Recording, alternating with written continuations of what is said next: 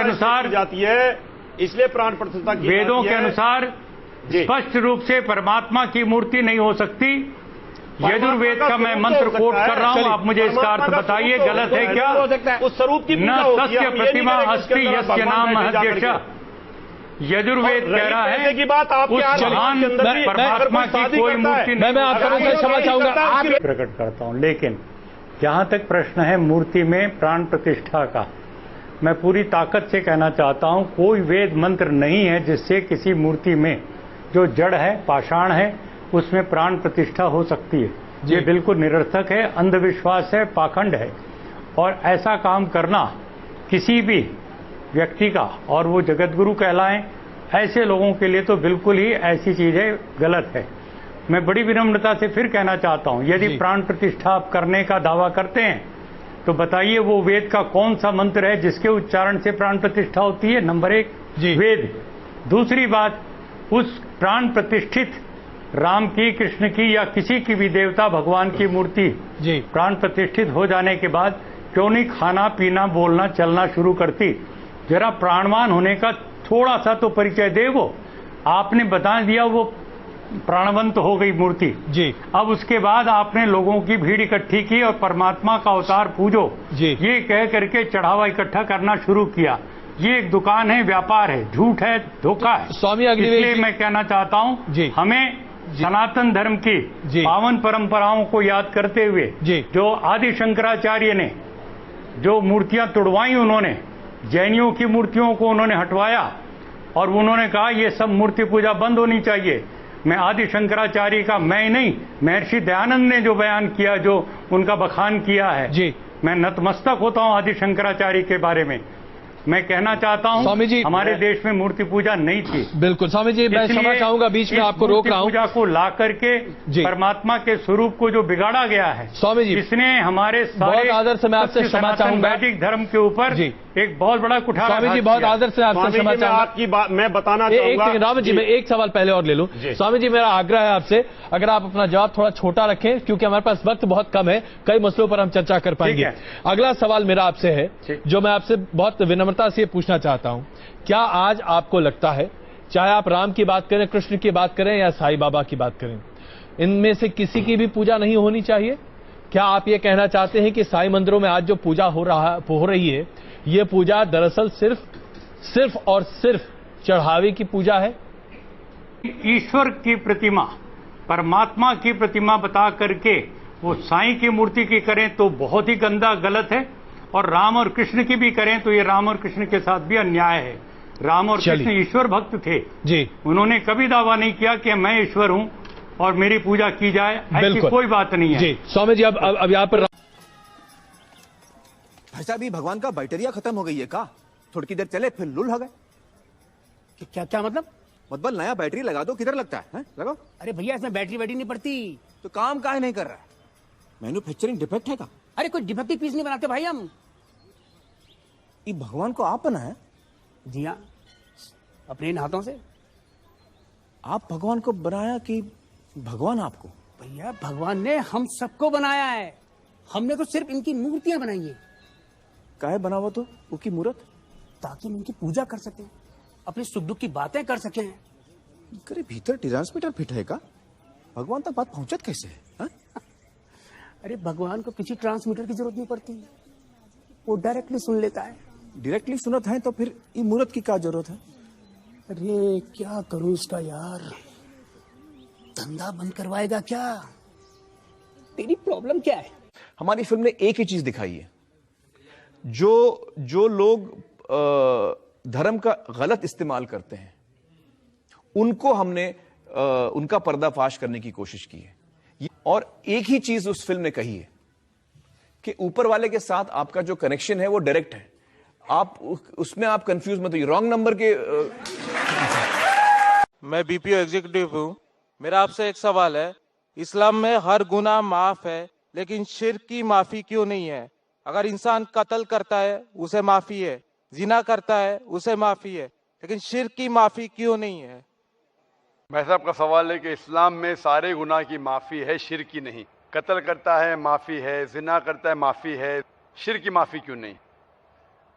आप कुरान मजीद के बारे में जिक्र कर रहे जो सूरह निसा में है, सूरह नंबर 4 आयत नंबर 48 और आयत नंबर 116। इन दो आयतों में सूरह निसा सूरह नंबर 4 में लिखा है कि अगर अल्लाह चाहे तो कोई भी गुनाह को माफ कर सकता है, लेकिन शिर्क को कभी नहीं माफ करेगा, क्योंकि जो शिर्क किया है वो बहुत भटक चुका है। तो इसमें यह नहीं लिखा है कि अब जिना करेंगे तो माफ करेगा ही, कर सकता है अगर आप तौबा करेंगे तो। अगर आप तौबा करते कि मैंने जिना किया हूं, मैंने कत्ल किया हूं, मुझे माफ कर दे और इंशाअल्लाह मैं आइंदा नहीं करूंगा, तो अल्लाह माफ करेगा। उसी तरीके से शिर्क भी, अगर आप शिर्क करते हैं और अल्लाह से माफी मांगते हैं कि मैं अगली बार शिर्क नहीं करूंगा, तो अल्लाह शिर्क को भी माफ कर सकता है। लेकिन शिर्क की हालत में मरेंगे तो माफी नहीं है। आप मुशरिक जैसा मरेंगे, शिर्क करते हुए मरेंगे तो माफी नहीं। अगर आपने शिर्क किया, लाइक आज आप देख रहे हैं, कल भी परसों भी कितने गैर मुस्लिम बुत परस्ती करते थे, शिर्क करते थे, मूर्ति पूजा करते थे, अभी मुस्लिम बन गए। अल्लाह ताला बेशक माफ करेगा। और जिस दिन आप इस्लाम कबूल किए, आपके पिछले गुनाह सारे माफ, आपका स्लेट क्लीन। मैं माशाल्लाह अभी 46 साल का हूं, अच्छे काम करता हूं, इंसान हूं, गलतियां भी करता हूं। आप अगर इस्लाम कबूल करे, आपका स्लेट क्लीन। मेरे तो स्लेट में तो काफी चीज ऊपर नीचे है। अगर आप इस्लाम कबूल करें तो अल्लाह के रसूल फरमाते आपके सारे गुनाह माफ, स्लेट इज क्लीन। तो आप एक साफ सुथरे मुसलमान बनते। इसके बाद हिसाब किताब शुरू होगा। पूछना चाहता हूं, आप मूर्ति पूजा में मानते हैं भाई साहब? जी मानते हैं। क्यों, आपको लगता नहीं गलत है? आप क्या हिंदू है? जी। आपके मजहबी किताब में लिखा है, छंदों के उपनिषद में चैप्टर नंबर 6 अध्याय नंबर 2 श्लोक नंबर 1, एकम अद्वितीयम, खुदा एक है, उसके अलावा कोई नहीं है। लिखा है श्वेता श्वेता उपनिषद में अध्याय नंबर 6 मंत्र नंबर 9, नाचस्य कस्य जनिता न चदीपा, उस ईश्वर, उस भगवान का कोई रब नहीं, उसके कोई वालदेन नहीं। लिखा है श्वेता श्वेता उपनिषद में चैप्टर नंबर 4 मंत्र नंबर 19 में, न तस्य प्रतिमा अस्ति, उस ईश्वर, उस भगवान की कोई प्रतिमा नहीं, कोई अक्ष नहीं, कोई पिक्चर नहीं, कोई पेंटिंग नहीं, कोई फोटोग्राफ नहीं, कोई मूर्ति नहीं, कोई बुत नहीं। लिखा है यजुर्वेद में चैप्टर नंबर 32 वर्ष नंबर 3 में मंत्र नंबर 3 में, न तस्य प्रतिमा अस्ति, उस ईश्वर, उस भगवान की कोई प्रतिमा नहीं, कोई अक्ष नहीं, कोई पिक्चर नहीं, कोई पेंटिंग नहीं, कोई फोटोग्राफ नहीं, कोई बुत नहीं, कोई मूर्ति नहीं।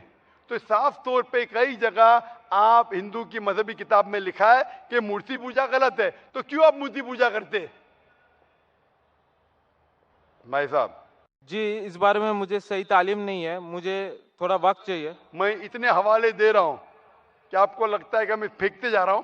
हवाले के हवाले दे रहा हूं, आप नोट कीजिए जी। आप लाइब्रेरी में जाइए, आपको वेद नहीं मिलता है तो हमारी लाइब्रेरी में जाओ, इस्लामिक रिसर्च फाउंडेशन। हमारे इस्लामिक रिसर्च फाउंडेशन में आपको वेद का तर्जुमा मिलेगा, महाभारत का तर्जुमा मिलेगा, भगवत गीता के कम से कम 30 तर्जुमे मिलेंगे, बाइबल मिलेगा, बाइबल का तर्जुमा मिलेगा, कुरान का तर्जुमा मिलेगा, हदीस का तर्जुमा मिलेगा। मैं नहीं जानता हूं कहीं भी हिंदुस्तान में इतने मजहबी किताब का तर्जुमा मौजूद है। इस्लामिक रिसर्च फाउंडेशन में फ्री लाइब्रेरी, एयर कंडीशन में बैठो, फ्री पढ़ो, इंशाअल्लाह आपको चाय पानी भी दूंगा मैं।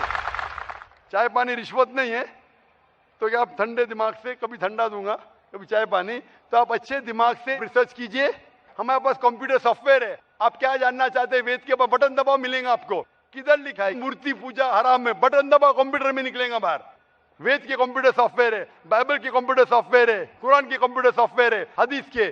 तो मैं आपसे दरखास्त करता हूं कि आप रिसर्च कीजिए। इसके बाद मूर्ति पूजा के कारण रामदेव बाबा जी बोलते हैं, श्री श्री रविशंकर भी बोलते हैं कि मूर्ति पूजा, जैसे कि जो मूर्ति है, जो अपना कर्म किया है, पहले धर लीजिए कि हम लोग कृष्ण को मानते हैं, तो कृष्ण ने जितना कर्म किया है, अगर हम मूर्ति को देखते हैं तो उसको गुण जो है वो हमें याद आने लगता है। तो ये पॉजिटिव बोलते हैं कि मूर्ति को देखने से उसके अंदर में जो अच्छाई गुण था वो हम में जाग जाता है और हम वैसा ही बनना चाहते हैं, अच्छा बनना चाहते हैं। में जाएंगे। जहां तक कि दूसरा सवाल है कि रामदेव बाबा और श्री श्री रविशंकर कहते हैं कि श्री कृष्ण को जब उसकी तस्वीर को देखते हैं, मूर्ति को देखते हैं, जो अच्छे काम किए वो याद आते हैं और आप उनके जैसा बन जाते हैं। ये कह रहे श्री श्री रविशंकर और रामदेव बाबा। आप श्री श्री रविशंकर में मानेंगे या वेद में मानेंगे? वेद कहती है, यजुर्वेद चैप्टर नंबर 32 वर्ष नंबर 3, न तस्त्र प्रतिमा अस्ति, उस ईश्वर की प्रतिमा नहीं। लिखा है शतसहस्र उपनिषद में चैप्टर नंबर 4 श्लोक नंबर 19, न तस्य प्रतिमा अस्ति, उस ईश्वर की कोई प्रतिमा नहीं, कोई अक्ष नहीं, कोई फोटोग्राफ नहीं, कोई पेंटिंग नहीं, कोई पिक्चर नहीं, कोई आइडल नहीं, कोई स्टैच्यू नहीं। तो आप श्री श्री रविशंकर की बात मानेंगे या वेद की बात मानेंगे? अगर आप श्री श्री रविशंकर की बात मानते हैं और वेद की बात को छोड़ देते हैं तो आप श्री रविशंकर के चेले बनते हैं, लेकिन वेद के नहीं। मैं भी अगर कुछ कुरान के खिलाफ बात करूं तो मुझे छोड़ दीजिए। मैं हमेशा कुरान का हवाला देता हूं। कुरान अल्लाह की किताब है, तो कुरान का हवाला देके कुरान की बात करता हूं तो मानो।